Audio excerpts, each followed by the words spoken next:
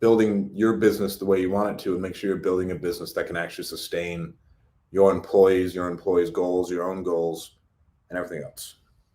And for example, I had an employee the other day tell me they wanted to be a millionaire. And then I sat there and I thought, like, oh, wow, like that's awesome. Number one, I was like, oh, that's awesome. And then a little bit later that day, I was thinking, oh my God, what if, and we love her and she's amazing. And I hope we retain her forever and we can help her reach her goal. That's my goal, is to help everyone else reach their goals inside of our companies. But I was like, what if you created something that can't help them reach their goals and you're never going to get very good talent? That sucks. What if your goal is only to make $100,000 a year? You get really good talent. They want to be a millionaire. They leave you and then they end up burying you because you weren't thinking big enough. That's, to me, that's a real thing. And that you see it happen consistently. That's why people leave companies, because they didn't see the vision of them being able to make the amount of money they wanted to make with you. As sad as that is, it's the cold-hearted truth. And so now I'm sitting there thinking, oh, wow. And this was a push on me. I was like, can this company sustain this person reaching their goals? Whether that goal is really what they want, and I can sit there and I can talk to them, is this really what you want in your life? Blah, blah, blah. But like, can you help your employee become a millionaire?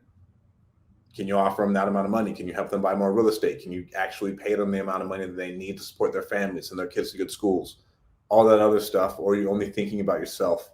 And are you only, I mean, it really comes down to thinking about yourself and thinking small. That's why I push back on so many people when they say they only want to, oh, I don't want to have a big business, blah, blah, blah. You're really being selfish to everyone. You're being selfish to your family. You're being selfish to your employees. Because if you can't grow a big business, then they're all going to leave you, or their lives aren't as good as they could be because they don't make enough money, because now they can't support everyone around them. Because everyone who's again, you're in the game of making money, and you can make money out of thin air if you follow me. If you're in this game and you can think of something and then turn it into instant dollars, and then now you just have to think a little bit better and then scale it eventually up into wherever you want it to be, that means everybody in your sphere should be making more money than they've ever dreamed of. And that's my goal. Everyone who works with us can make as much money as humanly possible. And they come into the environment and they can see it, they think better, whether or not they're going to start their own company that doesn't compete with ours, right? And they do amazing, awesome. But if I'm not thinking that way, I'm automatically doing all of my employees, parents, family members a disservice. And so next time you're thinking like, oh, well, I don't need to make a lot of money. Oh, well, that's not me. I never wanted a big business. If you're fucking starting a business, you might as well make it big. Because if not, you're always going to be in the constant carousel of replacing good talent, because your good talent's going to go out there and they're going to think bigger than you, and then they're going to bury you and you're going to go out of ground. Into the ground, just like every other mom and pop in America that only lasts for 4 years, or maybe it lasts 30 years, but then they have nobody to pass it on to, and they can't sell it because it's not worth anything because they didn't grow up big enough and put the right systems and processes in place. That's a thing. I see it.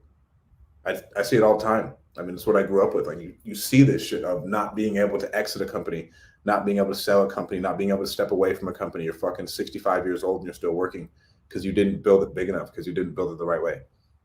All because you're like, oh, well, I didn't want a big business. Well, how the fuck are you going to retire? Like, how the fuck are you going to retire? How are you going to help your employees retire? You think someone's just going to stick around with you making fucking minimum wage forever? There's no way to grow? That's stupid. Like, it's not going to happen. So next time you're sitting there thinking about, and I'll move into goals after this, thinking about your goals and everything else that you're doing, are you actually creating a company that can fulfill the people in the company? Are you making it so everyone can reach their goals? And are you talking to your people about like, okay, what are your goals? Where do you want to be here? Where do you want to be here? Where do you want to be here? That's something that I'm working on getting better at